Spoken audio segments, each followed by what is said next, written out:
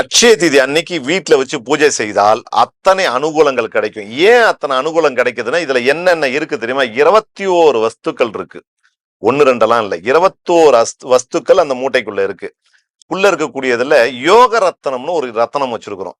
Semi crystal stone, அதுல வரக்கூடிய லிஸ்ட்ல வரக்கூடிய யோக ரத்தனம் அது உள்ள இருக்கு. அடுத்தது பஞ்சலோகம், எல்லாருக்கும் தெரியும் பஞ்சலோகம்ங்கிறது ரொம்ப முக்கியம். 5 உலோகங்கள் கொண்டது பஞ்சலோகம், அது உள்ள இருக்கு. அதை விட இன்னொன்னு நவரத்தினங்கள் இருக்கு உள்ள. இந்த அட்சய குபேர முடிச்சுக்குள்ள இருக்கிற 21 வஸ்துக்களும் சரியான பூஜை செய்யப்பட்டது. அன்னைக்கு உங்க வீட்டுல வச்சு இதை பூஜை செய்யறதுனால அற்புத பலன்கள் கிட்டும். நமக்கு பணம் பொருள் செல்வங்கள் பிரச்சனைகள் தீரும். கடன், குறிப்பா கடன் சம்பந்தமான பிரச்சனைகள் தீரும்.